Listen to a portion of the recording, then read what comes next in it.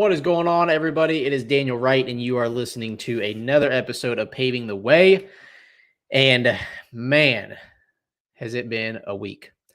So I am recording this on Friday evening. You'll be listening to this on Saturday morning. So this is a pretty real life, real time episode, show, video, whatever we're calling this thing. I haven't really decided yet. But regardless, you're here listening to me talk about whatever I'm going to talk about today, and I appreciate you for that. So, this has been doing this show, the Paving the Way show, has been a really interesting kind of challenge for me because if you remember back when I first kind of introduced this, it was something that I just wanted to start doing based off some different requests that I've had from different people over different topics, different times, things like that, to say, man, when you start kind of sharing some of that stuff, I have some friends that might be interested. I have, I like, that's like, we should have recorded this or whatever they say. And I'm like, well, that's cool. Like, I just like having conversations with people.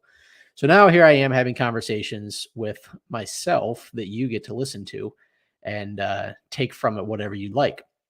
So I'll be really real and transparent with you guys, and is kind of what I want to this show, these videos, everything like that, to have the same kind of foundation, and that's just that it in a way is going to kind of talk about the documentation of like my life, the ups, the downs, the challenges, the successes, things like that, that I can, like I've said before, share with you guys to hopefully help pave the way for you to be able to take these things and build, live, create whatever the life it is that you want.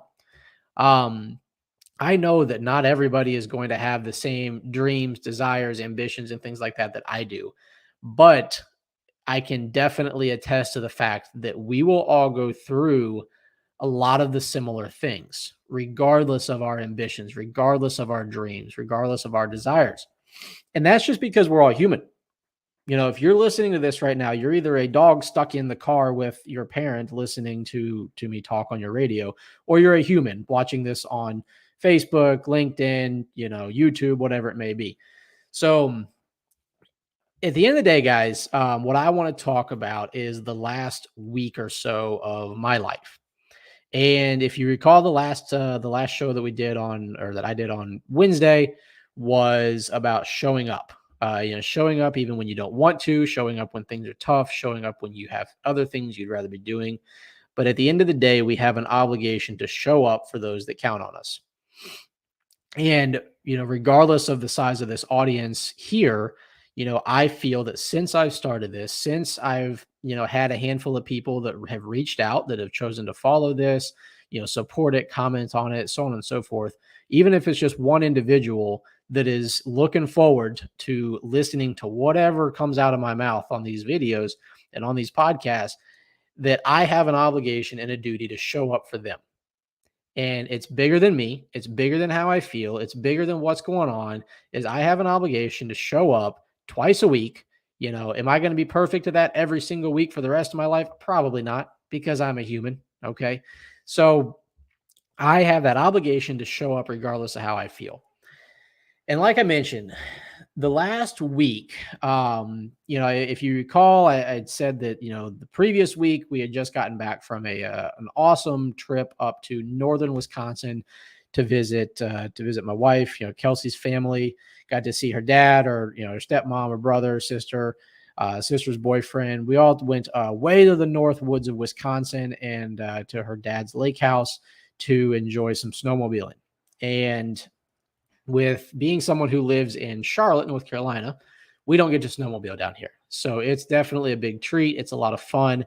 There's a lot of good little like local bar and grills and stuff that we get to go visit by snowmobile and by car, when we're in town and stuff. And it's a blast. We have a great time. It's beautiful up there in the pines, big pine trees covered in snow, even when you're getting yourself buried and stuck in, 2 feet of snow, it's a challenge to get it out and to, try and keep the day going or keep the adventure going. And, we just have a blast doing it. But I'm somebody who, when I get to go experience those opportunities, And I haven't determined if this is a blessing or a curse or not yet. But when I get to go, in a way, disconnect from my day to day life, my day to day routines, I get very analytical about my life and the things that are going on in it. And it allows me to just get out of that hustle and bustle, that out of that hamster wheel, and just kind of take a look and see where things are at. And even though I can be doing things like that, like being in the Northwoods of Wisconsin in the middle of February, enjoying the snow, the I was going to say the water sports, the winter sports of, and the outdoors and all the exciting stuff we got to do, even though I'm doing all that and enjoying it, and I'm doing my best to be present in that, there's still a lot of thoughts that just kind of go through my head, specifically relating to my business, right?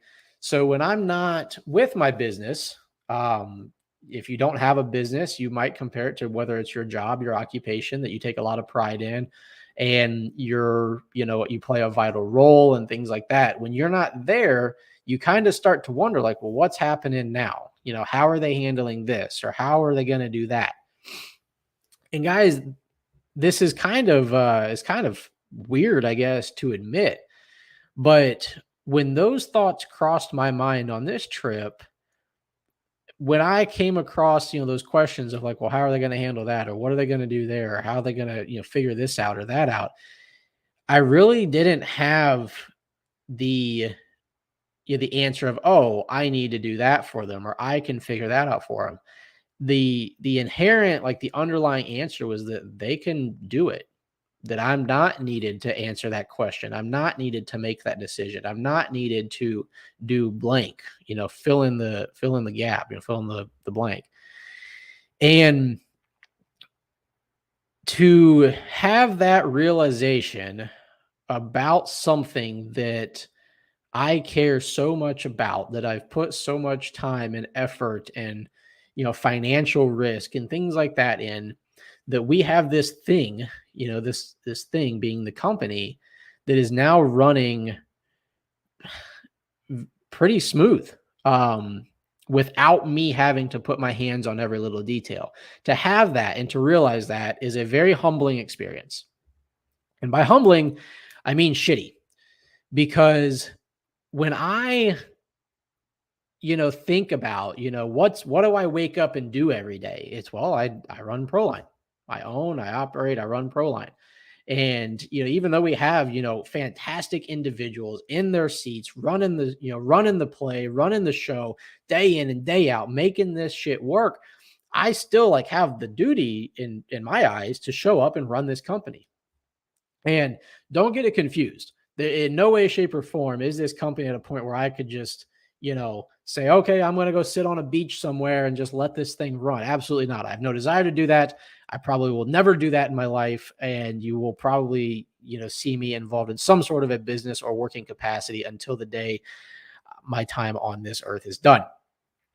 But without trying to go rambling and go down this rabbit hole too far, is I think about the company. I think about where it's come, where it's at, and where it's trajecting to go. And it is a very humbling, but also on the same breath, like I said, kind of a shitty experience to realize I'm not actually needed as much as I think I am. And like I said, this, to continue to reiterate, that is a humbling thing, because these individuals that I'm fortunate enough to be surrounded by have taken so much ownership in their positions, in their jobs, in their roles, and their day-to-day activities in this company, that it's almost forced my hands to be away from it. It's kind of become a magnet, the opposite charges of the magnet. When you start putting them together, they just don't actually like click anymore, because one of them's doing one job, one of them's doing another. And when they try to push them together, it doesn't stick together. So they're better off doing their own things. So it's definitely a tough dichotomy and a tough balancing act to figure out, where I'm needed, what I'm doing, and what really my purpose and or identity is, day in and day out. And it's something that When I start to analyze, when I start to think about those things and I get into my own head and say, man, like, well, why am I getting up and doing this? Like, what do I need to do every day? And yes, don't get me wrong, guys. I still do, sales. I do site visits. I have, I help with financial reporting. I help with, making, big decisions and talking with clients and giving advice and so on and so forth. So I am still very much involved in the day to day, but realizing that I have individuals that are qualified because of, the platform that we've given them, the initiative that they've taken, and the opportunities that they've seized, that they're qualified to do their things without me is a very, very, very weird experience. And so, like I said, you can probably relate to it if you're in whether you own a business, whether you're in a job or a profession or a career where you have that leadership role and then you're training other people up to kind of do parts of your day-to-day stuff. And then they take it from you and run with it and do great with it and, succeed at it. It may even compare to those that have kids, and you're training these kids to like be humans and be adults and productive members of society. And then all of a sudden, what I do? Okay, sorry about that. I took myself out of this here. When they start doing the things that you've taught them to do, and you're like, well, dang, now what do I do with them? Now what do I do next? And so I'm saying all this to bring to light that the last week I have been, unfortunately, kind of in my own head, figuring out like, where is my next role? Where is my next position in this life that I'm building? And when I start thinking about those things, when I start getting worried about those things, it goes down a really crappy rabbit hole, to be honest. Um, but again, like I said, I want to be transparent with you guys. I want to be honest with everybody. And hopefully, this is going to relate to at least one individual and let them know that, hey, like, you're not the only person who goes through this. But what I can tell you is this: after spending more time than I should have having pity parties and getting nitpicky and getting, micromanagey and getting, just worked up and bent out of shape about crap that really doesn't matter, that doesn't affect my day-to-day life. It doesn't affect the overall outcomes of the company. It doesn't affect the overall, support and, you know, uh, well-being of the individuals that I've been entrusted to be responsible for. It doesn't affect any of that stuff. I spent too much time getting in that because I was avoiding the actual issue at hand. And that is a almost, and I hate to use this term because it sounds stupid, but almost like an identity crisis. Like that question of saying, where the heck do I fit in? What am I doing with this? And do I really want this? Do I want this life? Do I want, these roles to be changing and moving and growing? And I can tell you right now, the answer is yes. The answer is yes, because years ago, I had the revelation basically that I am designed to build something or some things bigger than me. And the truth be told is you are too, because we were not put on this earth to live life for us. We were put on this earth, in my opinion, my belief is that we were put on this earth to live life with and for others. And by that means that if we've been given gifts, skills, talents, things that we're able to develop, things that we've been given naturally, and we don't use them for the greater good of those around us, then we are wasting what we've been given, what opportunities we've been given, what natural talents that we've been given. And that is an insult to the individual, the person, the creator that gave us this life.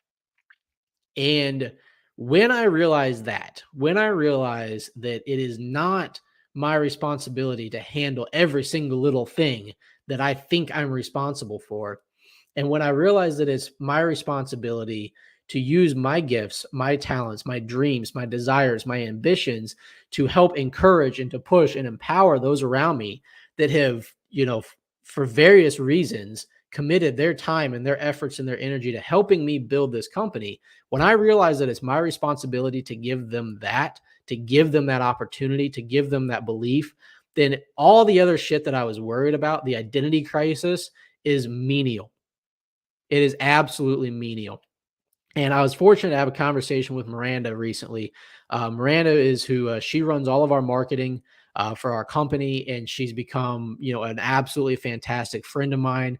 That we had a several hour long conversation recently, and they're conversations that they're not always fun for me to have, but they're conversations that I respect a lot. And it's because she shoots it straight. She shoots me, honestly, she shoots me straightforward. And, it's all with, respect and with the best of intentions, like any friend should do. But it's just, we had a conversation. She said, Daniel, she said, you need to figure out how to channel this, like this energy basically that you're putting into the things that you don't like that are going wrong, the nitpicky, micromanaging bullshit stuff. You need to figure out a way to channel that energy into the stuff that's going to move things forward, that is in your control, that is part of your responsibility. And to say that I probably had a look of irritation, um, realization, and deep analyzation. To say I had a look that included all that is probably an understatement, because she probably gave, I think she gave me a look that was like, "Do you understand what I'm saying to you right now?" And fast forward all of that, and it turned into me really starting to think, you know what? This thing that I'm responsible for, this business, these individuals that I get to work alongside day in and day out, they don't deserve someone who's going to sit and get nitpicky about everything because he can't figure out where he fits in. They don't deserve someone who's going to be micromanaging because he has a need to be needed.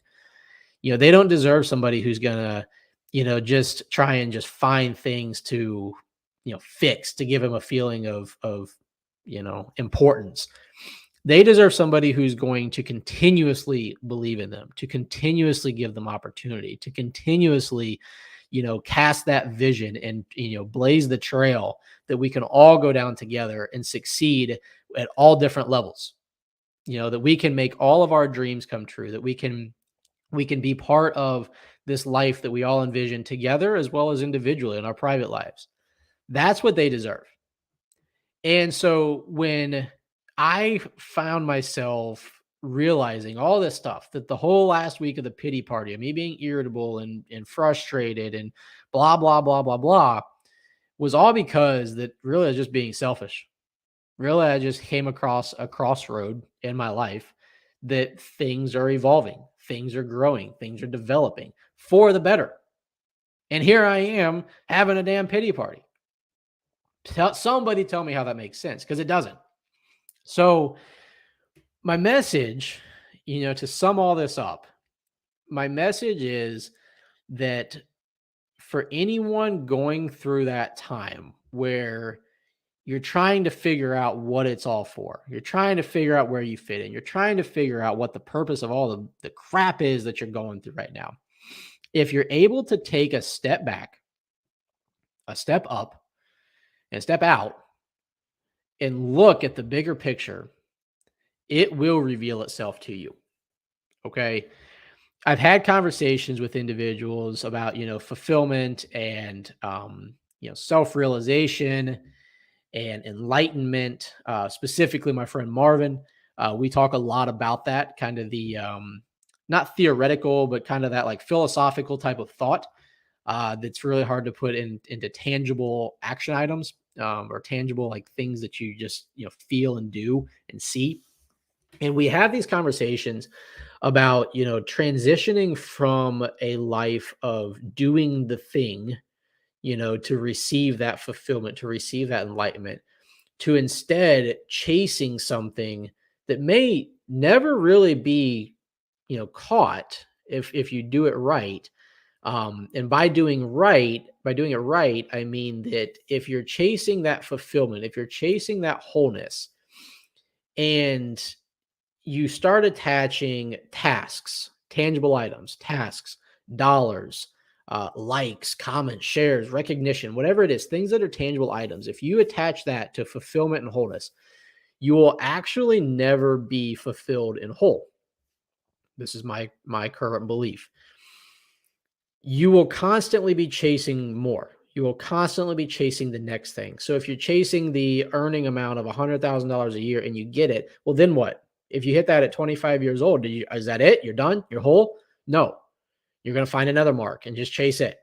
So don't get that confused with setting goals and setting things to keep us being pushed forward and to keep chasing, the bigger and the better versions of ourselves. But if you start shifting from trying to accomplish the tangible things being your ultimate goal to instead chasing fulfillment, chasing enlightenment, as Ed Milet likes to put it, chasing the expansion of his being. How big can I get? What can I do? What can I accomplish? What impact can I make? When you start chasing those things, then you may, and I say may because I'm not yet accomplishing this consistently, but you may feel that wholeness regularly. You may feel that self, enlightenment regularly. You may feel that feeling of importance, in life consistently.